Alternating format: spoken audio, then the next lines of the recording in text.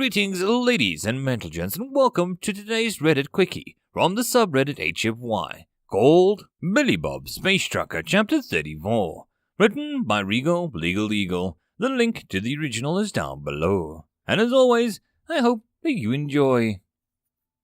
Matriarch Elizabeth was not looking forward to the upcoming report that she would have to give to the council's capital.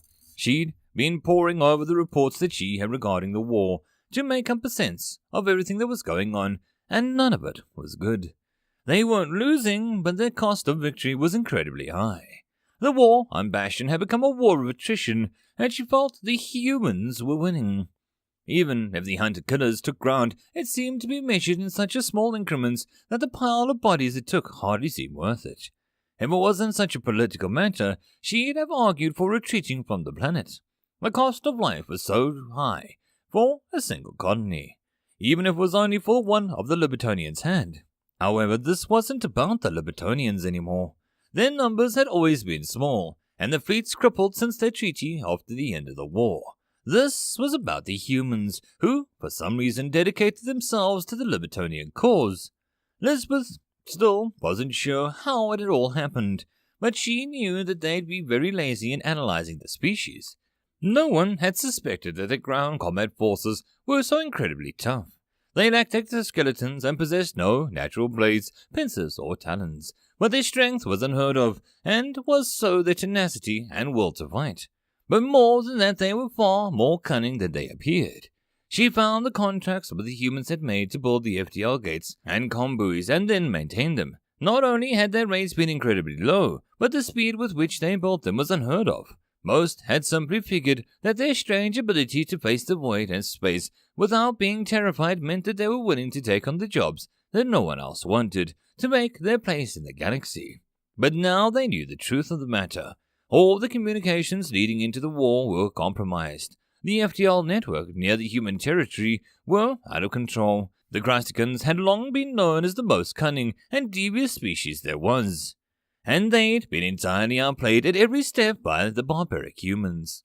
For the species that had engaged in intergalactic war before they seemed to know how to wage one, the Council scientists had long abandoned research in alternate FTL methods since the gates allowed them to control the populations and the lanes of traffic. The humans had developed that damned hop drive before they even knew where the great galaxy. The technology behind the FTL gates was less complicated, but no human scientist had realized it somehow. Now this twist of fate, which had made one species look at space travel differently, gave them an unprecedented edge of war. The only positive thing the matriarch could attribute to the humans was their taste. The prisoners that she had been consuming on her private hunting grounds were quite tasty indeed, all except the ones with the subcontinent known as India. She was told there was something about their diet of mostly chemical weapons. But after the first horrible night of wrenching pain, she vowed to never again eat one of that kind again. The sentient was shared with a few other matriarchs who had the opportunity to sample human flesh. The tests that they had been running on the civilians that they had captured to start the war didn't give them much hope at finding some sort of miracle weapon to use against them either. They ate chemical weapons. Their alcohol was significantly more concentrated than most species could survive, and the species had taken too long to develop reliable cleaning methods of their bodies to handle all manner of germs and virus. They'd evolved in such a hell of an environment that they were natural fighters, but they wouldn't think of it from looking at them. As she determined with hunting the civilians, their first instinct was to try and turn something into a weapon since they didn't have any of their own. They were very good tool-oriented species, which she made sense due to their physical traits. She'd learned the hard way that they could also throw things rather well without any computer assistance. After getting pelted by rocks the first few times, she had all the small stones removed from her hunting grounds. She was covered in a very tough exoskeleton and had incredibly sharp forelegs and claws, so she didn't really stand a chance. But that didn't mean that she wanted them to keep blacking out a handful of her 12 eyes every hunt. Slowly, she shook her head as she went back to reading the reports coming from her various cells across the galaxy. She stopped butchering juveniles in anger, and she'd quickly run out of them if she kept at it like she had when the war had first begun. Their incompetence only reminded her of the matriarchs existed in the first place. Another 10,000 dead of Bastion, the Gazlan fleets were back in control of the STL lanes around the system. But they couldn't stop the humans from jumping into the system itself and then back out into dead space. Only one shipyard capable of building dreadnoughts remained functional. But with the crushing defeat that they had faced thanks to the human weapon that launched projectiles faster than any raygun that they'd ever devised, her analysis weren't even zero that dreadnoughts were viable ship classes. How could the humans change warfare so drastically for the rest of the galaxy? Everyone fought in similar manners before now. What gave them the right to be so different? She heard that they even had a saying for this sort of thing. All is fair in war and bouncy. She didn't know what the second part meant. She assumed it was another way of strange barbaric sports. She'd never seen the species that needed tools to survive nature be so badly focused on physical contests. They defied every classification that they had originally assumed to fit in.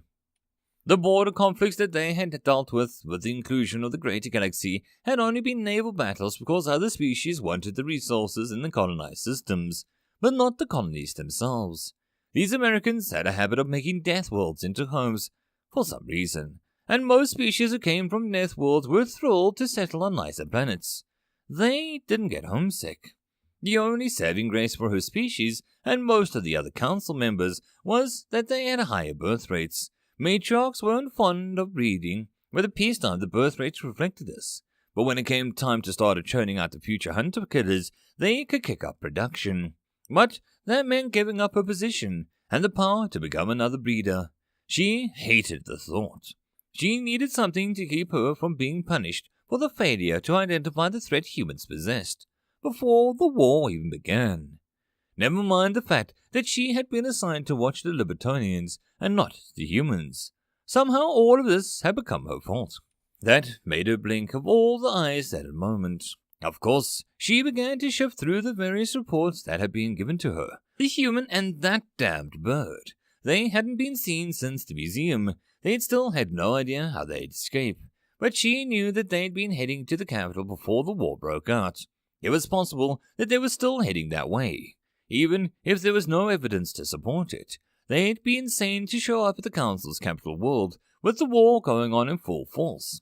But if she learned anything about these humans, it was that they were insane. Yes. She quickly began to type up a report. New information was come to light that a grave threat. No. A grave and credible threat has been discovered. There is a very real chance the Libertonian and humans sought for the grievances of the terrorist attack on the Polvanian Museum of Fine Arts will attempt to attack the coming General Council Assembly. This dire threat requires immediate doubling of security. No, wait, anyone could do that. This dire threat requires a very delicate touch. A simple increase of security will not be noticed, on their attack can be adjusted. Only a matriarch with the most intricate knowledge of humans will be qualified to monitor the security of the summit. Who would be reading this report? She thought it over for a moment and then added, Time is of the essence. As I am the most qualified matriarch, I shall leave for the summit immediately. The safety of our grand matriarch is too important to wait. Cackling at her genius, she quickly sent off the report to various matriarchs that she'd have to inform. No one was in a position to stop her from taking this assignment, which would clearly keep her in a position of power. If she was right and they actually showed up, she'd just be rewarded and they'd forget about blaming her for something that wasn't even her fault. Finally, she clicked on her personal command. We're leaving for the capital immediately. Bring along my usual supplies and, a dozen human prisoners. I'm sure a Grand Matriarch will be interested in tasting our foe. Yes, Matriarch. May I ask what we're doing at the capital? We're hunting. She looked over at the face currently displayed on her terminal. I'm coming for you, human, and if you're insane enough to show up at the summit, mark my words, that I shall feast on the flesh of, Billy Bob, Space Trucker. Emily and Amelia were looking into the shimmering blue light of the pocket dimension when they saw light seem to change. Emily quickly pulled Amelia back as Billy Bob came flying out, along with a large black metal case that changed against the cargo bay floor. The human was clutching a large American flag to his chest as he sat there and held it in the air. Why do you guys have this? That was given to us by your CIA agents last time we met them. That and the case that you found draped over it. We could have brought that out in the pocket dimension on our own, There wasn't really a need for you diving in there. Jonas was mentioning in a calm manner he displayed his entire time. I didn't dive in there to find this. I had no idea you had it. I dove in there to get those two to stop fighting. He looked up at Emily and Amelia. It would have been over quick, Emily said with a glare at Amelia. Quick, with your defeat. The wings went up. Hey, stop that. Billy Bob stood up and waved the flag between them. Their wings went down as they backed away. What's this you two?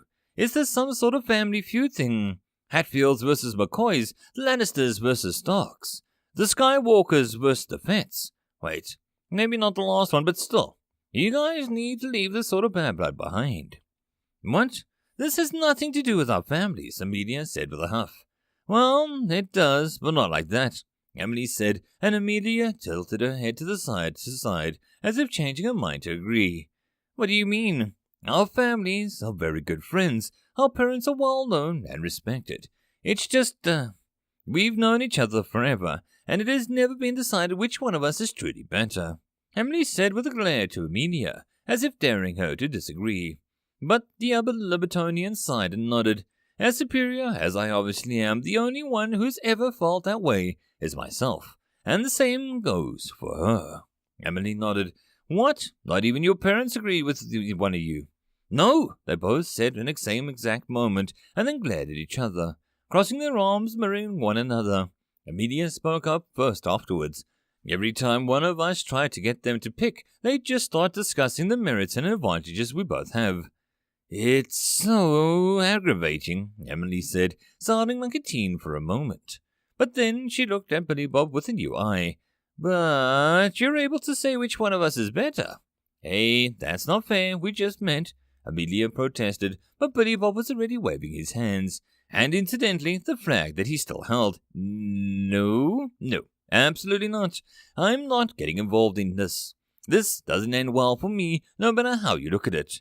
I'm not picking sides here. They both groaned at that, feathers and wings rustling for a moment. Hey, we have to work to do, and you two can settle this later. That's what everyone always says, Amelia huffed out. I want to settle this once and for all. Tell me about it, Emily agreed with a nod.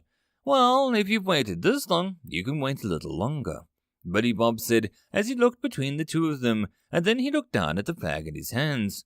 Looking around for a moment, he didn't see any place that he really could put it, so he shrugged and he wrapped it around his shoulders, tying the ends together in a loose knot to form a shoal of sorts. The Libertonian stared at him when he was done. Hey, this is the first real American flag I've had in a while. I'm not letting it go that easy. He turned then, proudly walking away, the flag shawl fluttering like around his shoulders. Soon he had found the conference room on Rosie and was sitting down, and the Libertonians prepared to explain how the infiltration of the council meeting would work. Emily sat to his right and Amelia to his left, glaring at each other while he sat between them, keeping them from fighting to a minimum, even as the snarky comments were at a maximum. Soon, the one known as Jonas was up at the front with a projection and took up the screen next to him. So, as we all know, this operation is vital to the downfall of the Council and the corruption of non-founder species, not to mention victory in the ongoing war. After all, our fight with them goes back centuries, ever since the first shadows of doubt cast on those early meetings of the Council that we helped found that we saw the darkness that could beset the minds of those that we had hoped to use to usher in the golden age of peace and prosperity for the entire galaxy. Jesus Christ, Jonas, I don't need an Encyclopedia Galactica entry on this. Just give me the wiki version. The others looked at him as he sighed. Keep it short. I don't need the background. I just need to know what the actual plan is for getting into the meeting. I don't even need to know what's going on after that, because all I'm going to do is freck stuff up. Jonas glanced around the room for a moment, and then quickly clicked the button of the device he had, advancing the slides behind him along quite a ways. Jesus, did you really fill this whole thing with history? I wasn't sure how much you knew and wanted to give us operational context. I appreciate that, Jonas, but I don't need it, Billy Bob said, and then noticed Emily making faces at Amelia. When he looked at her, she stopped and looked away. But when he looked back at Amelia, she was quickly looking away, which made him suspect that she had been doing the same thing while he was looking the other way. He shook his head, and then wondering just what it was that made these two so competitive. Although he got that shift-eyed guy looked at a glance between them. Then he quickly remembered all the razor-sharp talons and quickly got the look of a guy who decided on living over getting some extra fun. Right, well, this is a general layout of the city. A map, a look up to the side. The core dome. Dome? Oh, I thought you said you had the context. On the history. This is what I wanted to go through in my presentation. I'm not sure what you do and don't know. Gah, how long is it? 2 hours, roughly. 2 hours? Just explain the domes. Well, it's a super planet. I think your species would call it Gaia. It would actually be perfect for humans, really. It's roughly the same gravity, but for the rest of us, it's too heavy. However, the planet has a large number of craters on the surface. These natural shelters are fitted with domes and gravity controls to let the various species live in them more easily. See, that wasn't hard. Now please continue. Where was I? The core dome on the map here is a council building at the center for obvious reasons. Each of the founders have a small district around which to direct access to the public corridor here. Since we have to help from the space hamsters, we will be entering through this district here. Now, what we're planning on is this being a summit begin. Then we'll enter at the entrance here. He tapped on the map. The power suit you stole from the museum is going to be in this loading area bay here. Another slide came up with a map of the building itself. He tapped on the map to indicate the loading bay. As a fake statue, Amelia will be piloting it.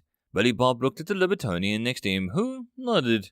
When we send out the signal, she's going to join you, Billy Bob, in the assaulting of the main chamber.